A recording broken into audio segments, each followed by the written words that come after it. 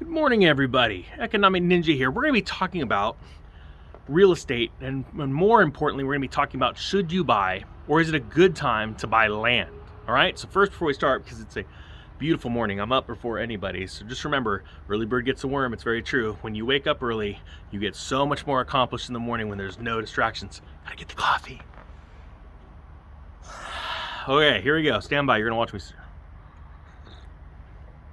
Real estate. Now, I get this question a lot. This question came from a subscriber. You could tell the subscriber is very frustrated. Like, are you going to answer my question? I'm like, guys, there's a lot of questions. There's a lot of comments. And yeah, usually I'm jamming through comments. I'm trying to answer as many as I can and say thank yous and things like that. But man, it's getting hard. There's a lot of comments because you guys are awesome. There's so many people that are hitting the thumbs up, that are commenting, that are asking questions. Thank you, thank you, thank you. It gives me my inspiration. So here we go. Land.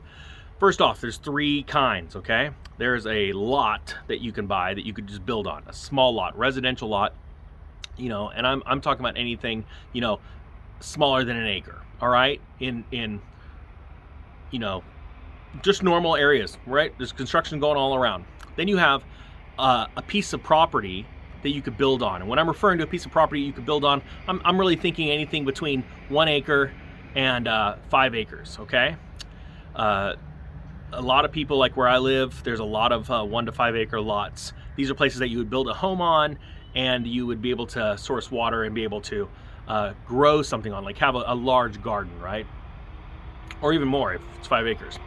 Then we're talking about farmland, okay? So now, right now, it's a very interesting time because, quite frankly, I owned properties, I owned blank lots, buildable lots that were small, in places in Arizona right before, and then I held on to one of them after the Great Recession started in 2008 in most people's minds. I will tell you right now that that property went to just about nothing. The reason why is because it was only good for one purpose, and that was building a home to live in. Well, when everybody else is losing their homes all around them, it doesn't make sense to all of a sudden buy a lot and build it, all right? Because you could get homes during recessions a lot cheaper than the cost of building one. I know that sounds crazy because building costs do go down, but that's just a fact. Now, the lots that are buildable and have good water, and you could start a small garden, or a large garden, or maybe a hobby farm, anything that's, you know, between 1 acre and 5 acres.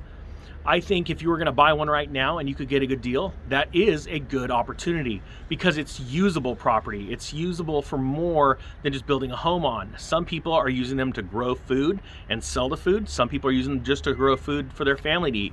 Some people I know in my area buy a property from 1 acre to 5 acres because they put like sheep on it, small livestock operation, and they butcher them and they eat themselves or they sell it. So that's usable property. If you're going to buy one of those properties, I highly suggest you look for one that has like a tear down mobile home on it. The reason why is because a lot of the work has already been done for you. Critical infrastructure like electricity and water have more than likely already been put in, okay? Then we have farmland, and farmland is incredibly valuable. There's a couple different reasons. First off, because there are people in this world that are buying up all the farmland possible. And so if you're able to get your hands on some, it becomes very valuable because it's getting rarer and rarer to find good property to farm on. And when I talk about farmland, I'm talking about land that you can actually farm, grow crops on, that is flat, that has a good source of water, things like that. Easy access to, right? For equipment to go in and out. So it's a hard thing to just nail you down to, yes, it's a good time to buy land or it's a bad time to buy land. There's a lot of different factors. Another thing you want to think about is when you're talking about what we're going through right now with this drought, nationwide drought, and it is a very bad one. There's a lot of psychological issues at play with small pieces of land, you know, like the 1 to 5 acre properties or even the lots. There's a lot of people that are in despair right now because they're freaking out because of the current water situation. But I will tell you this current water situation will not always last. Again, droughts, hey, look at the bunny right there behind me. He's saying hi. Saying hi. This drought will not last forever. It is rainfalls go in cycles just like real estate cycles.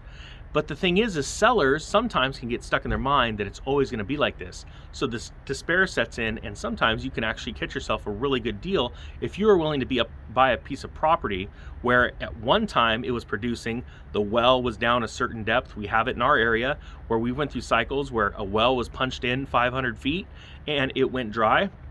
And the cost of punching a new well in was between $50,000 and $100,000, depending on how deep it's got to go. And then they turn around and they can't, pay for the extra costs, so they let the property go at a really good price, whereas someone that has the money or the ability to punch the well in themselves can go down or wait for water. And I've seen this before where a 500-foot well was dry and it was just below that 500 feet, right? And then all of a sudden, a couple years later, it started raining, the aquifer filled up, and you were able to get water again. So you really have those psychological plays that you could go off of too. Bunnies are just multiplying like crazy. I think Mama Bunny's just over there popping them out. He goes, baby bunny, baby bunny. So I wanted to give you guys multiple different avenues of thinking when it comes to buying lots. Now, by and large, when we go into a real estate correction, this isn't financial advice because I'm not a financial advisor. I am a real estate agent, licensed. I am a real estate investor. I've been investing in real estate since 2001. What I have seen is that small buildable lots really collapse on a percentage basis much more than a home that's already sitting on a small lot. Because quite frankly, again, it's just too expensive to build as compared to buying a distressed property. Okay, so that would be my suggestion. If it was me, I would not be in the market for buying buildable lots right now, especially what we've been seeing in building material costs and sourcing good employment to build. You may have the greatest lot in the world, but you're going to have a hard time finding a contractor because of all of the supply and demand issues, plus all of the building that's going on. Good people to build your home is in short supply right now. So I hope that answers your question. It gives you some thoughts about what it takes to go out. Oh, here's one other thing too. Remember, if you don't have the money to pay cash for these properties, the financing on these different properties is very, very different. To buy a piece of farmland, you're dealing with totally different financing than if you were to buy a residential lot where you could build on construction loans. Those two types of financing are hugely different. So again, going back to, if you're going to buy something small, from just a city lot to 1 to 5, possibly 10 acres, you want to look for something that already has something sort of teared down on, because you're going to get more favorable rates and terms on the debt servicing of those products. So I think that is probably going to be your best bang for your buck. You can always pull the mobile home off, or if it's a tear down home, you can tear it down to nothing and rebuild it after time. You don't have to buy it right away and start working on it. We could wait until all the craziness passes us. That's wisdom, right? But once that happens, once you've got that in your hands, that critical infrastructure, the sewer, the gas, the electric, or if it's propane, those kind of things are already there, and you're saving a lot of money, not only in the cost of putting them in, but the permit fees. All right, guys, with that being said, the Economic Ninja is out.